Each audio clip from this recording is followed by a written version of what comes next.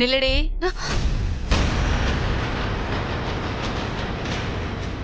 இதான் நீ வேலைக்கு ஒரு நேரமா?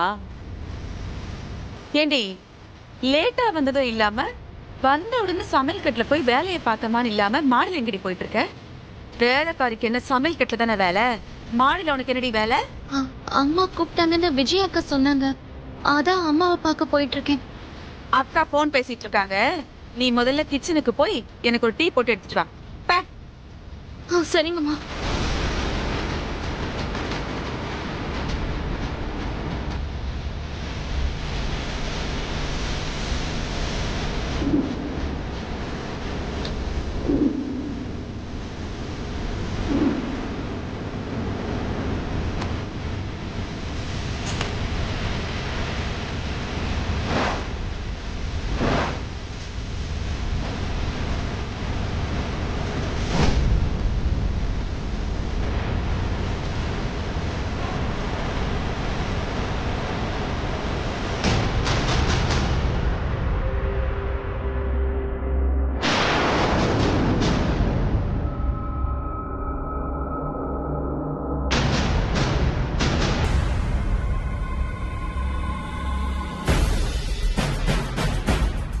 அத்தை, இது நல்லா இருக்குல்ல அத்தை? ஆமாடி.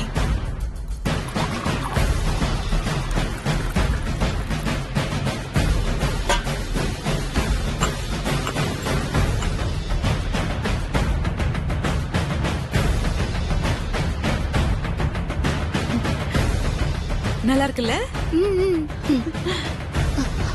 அம்மா டீ.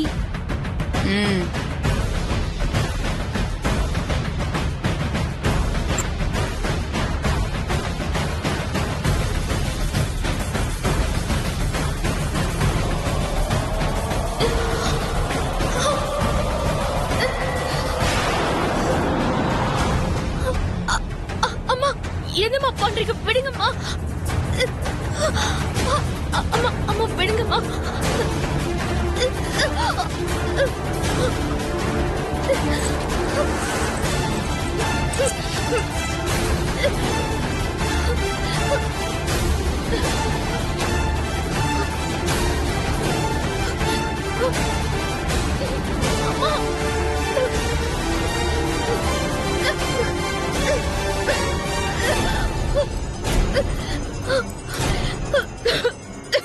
இந்த செயின் எப்படி உன் கழுத்துல வந்தது? ஏய் சொல்லுடி, எப்படி வந்தது? ஓ, இந்த செயின் உன் கழுத்துல இருந்ததுனாலதான் மாடிப்படியில நான் கூப்பிட்டப்ப திரும்பி கூட பார்க்காம அப்படியே நின்னுட்டு இருந்தியா? சொல்லுடி, இந்த செயின் எப்படி உன் கழுத்துல வந்தது? இப்ப சொல்ல போறியா இல்லையா? உன்கிட்ட பதில் இல்லன்னா அப்போ இந்த செயினை நீ திருடி இருக்க. இல்லம்மா. அப்படித்தானே?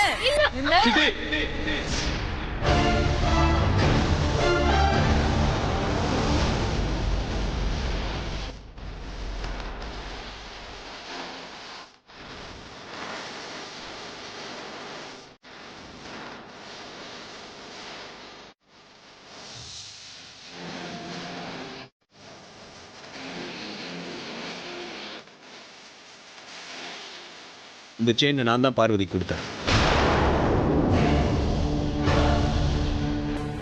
இந்த செயினை நான் தான் உனக்கு கொடுத்தேன்னு சொல்ல வேண்டியதானே? ஏன் பேசாம நின்றுட்டு இருந்த?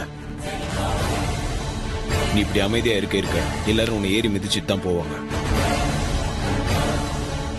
என்ன ஆதி, அவகிட்ட என்ன எதிர்த்து பேசணும்னு சொல்லி கொடுக்குறியா? உங்களை எதிர்த்து பேச சொல்லி தரல, உண்மையை எடுத்து சொல்ல. அவ உண்மையை சொல்லியிருந்தா திருட்டு பட்டம் கட்டியிருக்க மாட்டீங்களா? இது என்ன கோவில் வாசல்ல விக்கிற பொம்மை நினைச்சிட்டு இருக்கியா? வரவங்க போறவங்க எல்லாம் ஆளுக்கு ஒண்ணு வாங்கிட்டு போறதுக்கு. இது நம்ம குடும்பத்தோட பரம்பரை சொத்து. இந்த குடும்பத்தை முன்னோர்கள் போட்டுட்டு இருந்தது. அது மட்டும் இல்ல, இந்த வீட்டுக்கு வரப்போற மூத்த மருமக போட வேண்டியது. இத இவ கழுத்துல போட்டிருக்கிறத அக்கா பார்த்தா என்ன ஆகும் தெரியுமா? தெரியட்டும். அதனால என்ன நடந்தாலும் நான் பாத்துக்கிறேன். அதை பத்தி நீங்க கவலைப்பட வேண்டாம். என்ன ஆதி, அக்கா என்ன பேசக்கூடாதுன்னு சொல்லிருக்காங்க. நான் பேச மாட்டேங்கிற தைரியத்துல நீ பேசிட்டு இருக்கியா? போய் பேசுறவங்க தான் பயப்படணும். உண்மை பேசுறவங்க பயப்பட தேவையில்ல. நீ வா பார்வதி.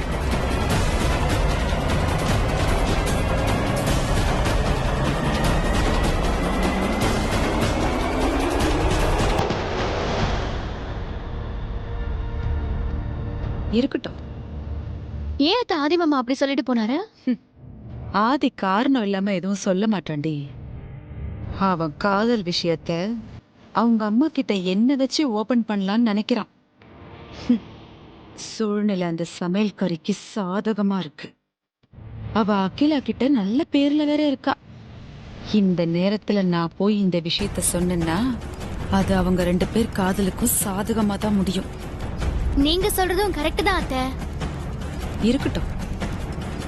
இப்போதைக்கு இவங்க காதல் விவகாரத்தை அகிலா கிட்ட எடுத்துட்டு போகவே கூடாது.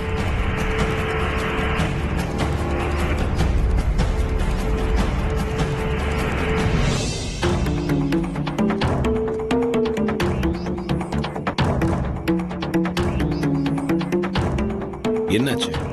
வா. என்ன மன்னிச்சுக்கோங்க பெரியய்யா. இந்த செயினோட என்னால அம்மா முன்னாடி வந்து நிக்க முடியாது.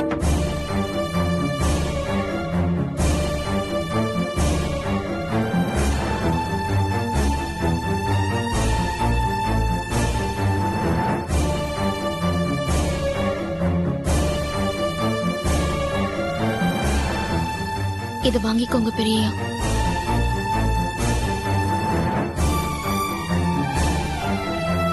நீ என் கையில கொடுத்த இந்த செயினை நீ அம்மா முன்னாடி கழுத்துல மாட்டிட்டு வந்து நிப்ப. இது கண்டிப்பா நடக்கும்.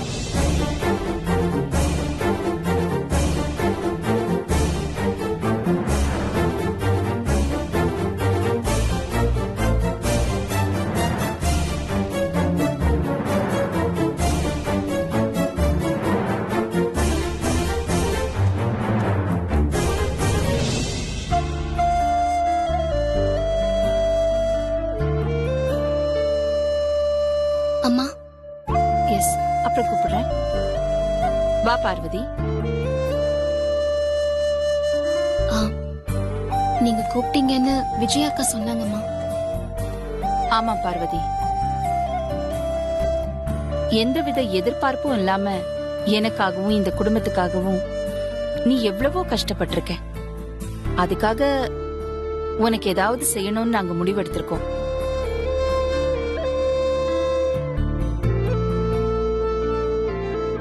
நீங்க பாராட்டுற அளவுக்கு நான் பெருசா எதுவுமே செய்யலமா. நான் என் கடமையை தான் செஞ்சேம்மா. அது என்ன பார்வதி இப்படி சாதாரணமா சொல்லிட்ட? நீ 2 தடவை அகிலாவோட உயிரை காப்பாத்தி கொடுத்திருக்க. அதுக்காகவே நாங்க உனக்கு ஏதாவது செஞ்சே ஆகணும். சுந்தரத்து கிட்ட இருக்கிற அதே அடக்கம், அதே பணிவு உன்கிட்டயும் இருக்கு பார்வதி. அப்பாவுக்கு பொண்ணு தப்பாம பிறந்திருக்க. உன்கிட்ட இருக்கிற இந்த அடக்கமும் பணிவும் தான் உன் வாழ்க்கையில உன்னை ரொம்ப உயரத்துக்கு கொண்டு போகுது பார்வதி. அகிலா, பார்வதி கிட்ட அதை எடுத்து கொடு.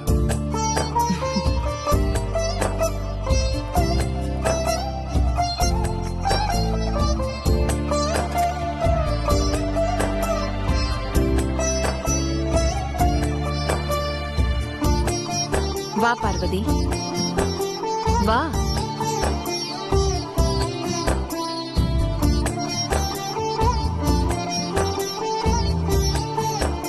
எங்க சந்தோஷத்துக்காக இத நீ வாங்கிக்கோ. இத வாங்கிக்க பார்வதி.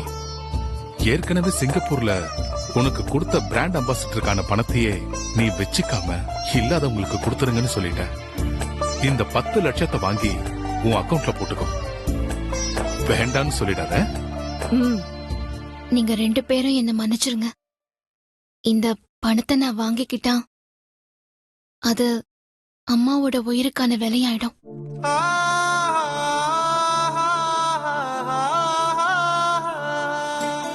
எனக்கு இதெல்லாம் ஒண்ணும் வேண்டாம். உங்க 2 பேரோட அன்பு மட்டும் போதும்.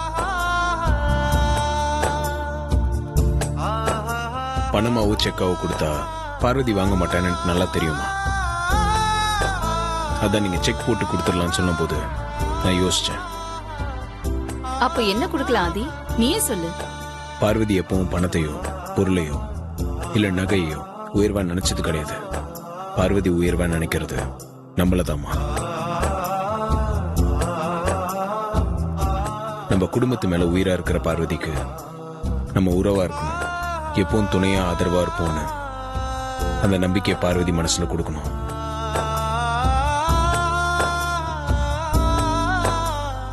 பார்வதியால எப்பவும் மறக்க முடியாத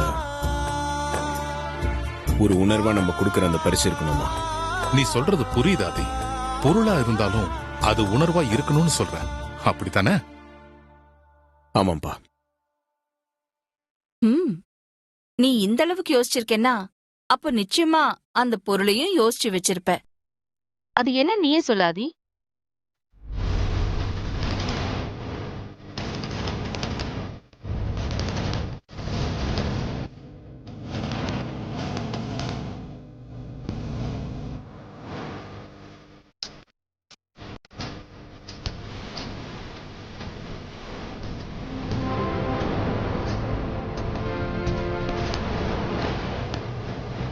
இந்த செயின் தாத்தா என் கூடவே இருந்து ஆசீர்வாதம் பண்ணுவாருன்னு நீங்க எனக்கு கொடுத்த தாத்தாவோட செயின். இத பார்வதிக்கு பரிசா கொடுத்துடலாமா?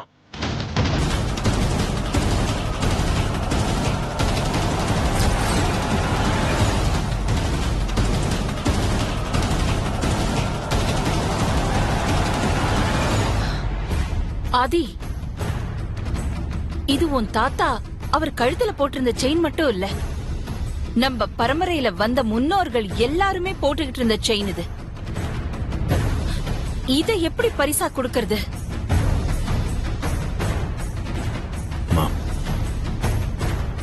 பார்வதி உங்க உயிரை 2 தடவை காப்பாத்தி கொடுத்திருக்கா. அதோட அப்பாவோட உயிரையும் ஒரு வாட்டி காப்பாத்திருக்கா. நம்ம குடும்பத்துல இந்த ஆதிக்கடவுர் வம்சத்துல பார்வதி 2 உயிரை காப்பாத்தி கொடுத்திருக்கா. அதனால இந்த செயினை பார்வதிக்கு நம்ம பரிசா கொடுத்தா அது நம்ம முன்னோர்கள் பார்வதி ஆசீர்வதிக்கிற மாதிரிமா. தாத்தா இருந்திருந்தா கூட இதான் செஞ்சிருப்பாரு.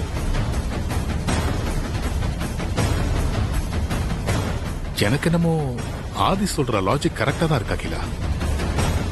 இந்த செயினை பார்வதிக்கு கொடுத்தா அது நம்ம உயிரை காப்பாத்தின பார்வதிய நம்ம முன்னோர்கள் கூடவே இருந்து ஆசீர்வதிக்கிற மாதிரி இருக்கும்.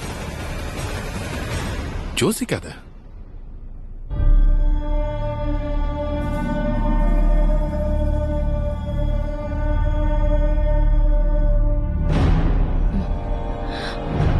செயினை வாங்கிக்கோ பார்வதி.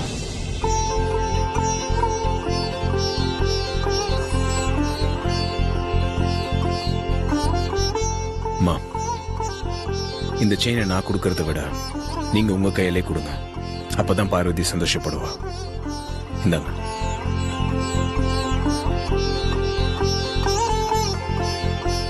வா பார்வதி, வந்து அம்மா கிட்ட இந்த செயினை வாங்கிக்கோ.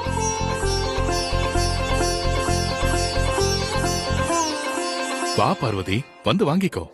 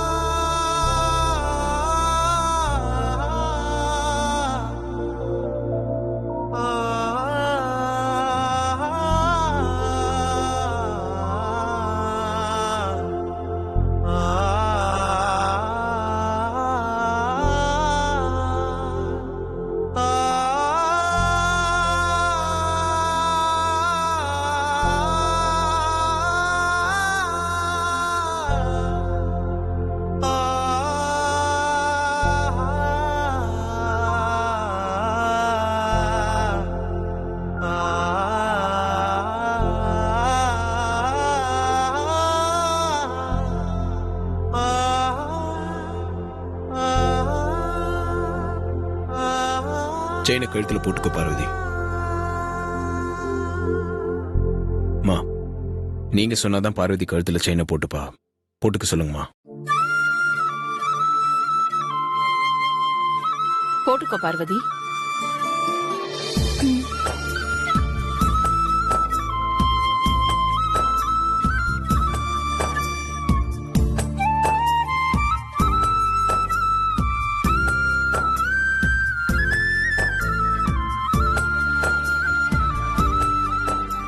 இந்த செயினை ரொம்ப பத்திரமா பாத்துக்கணும் பார்வதி.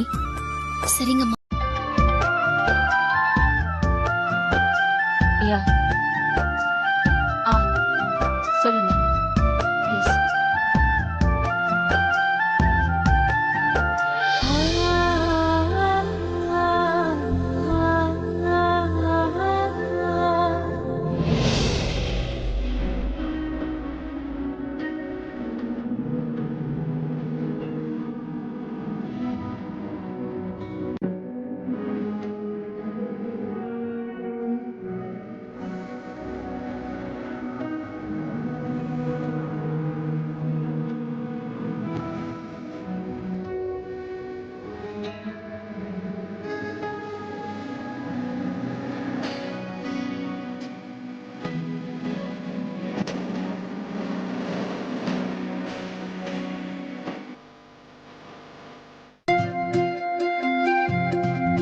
ஆதி, என்ன உடனே வர சொல்லி ஃபோன் பண்ணியிருந்த?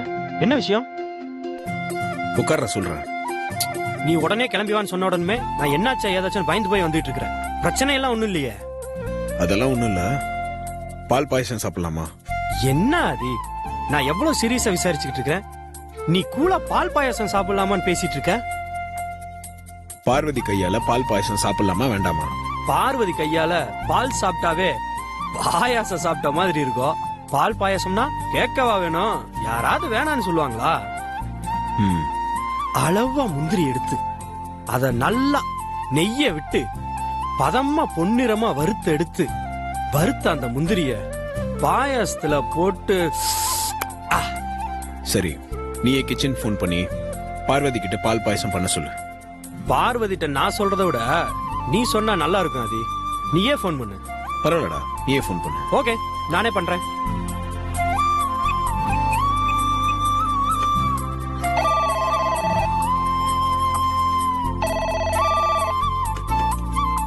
ஹலோ. பார்வதி, நான் ஆதி ரூம்ல இருந்து ஷாம் பேசுறேன். சொல்லுங்க சார். உன் கையால பால் பாயாசம் சாப்பிடணும்னு ஆதி ஆசைப்படுறாப்ல.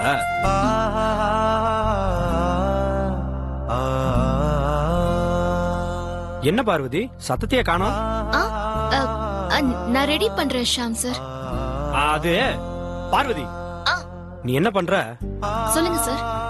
இந்த முந்திரி ஆமா, இருக்குல்ல, அந்த முந்திரி பருப்பு இருக்குல்ல, நெய்ல நல்லா டீப் ப்ரௌனா ஃப்ரை பண்ணி அதுல போட்டு சொல்லு. கேட்டுக்கிட்டியா? அப்புறம் இந்த பால் இருக்குதுல்ல, ஆமா, அந்த பால் இருக்குல்ல, 1 லிட்டர் பால் எடுத்துக்க சொல்லு. அது 1/2 லிட்டர் வர மாதிரி சுண்ட காய்ச்ச சொல்லு. அப்புறம் ஜவ்வரிசி நல்லா கொதிக்க வச்சு அதுல போட்டு சொல்லு. இந்த நீயே பேசுறியா? இல்ல, நீயே பேசு. அப்புறம் பார்வதி, இந்த ட்ரை கிரேப்ஸ் இருக்குல்ல, அதான்டா, அந்த ட்ரை கிரேப்ஸ நல்லா டீப் ஃப்ரை பண்ணி அதையும் அதுல போட்டு சொல்லு. சொன்ன பக்கம்லாம் கேட்டுக்கிட்டியா பார்வதி? கேட்டுக்கிட்டேன் சார். அதை சீக்கிரமா ரெடி பண்ணி மேல எடுத்துட்டு வா. சரிங்க சார்.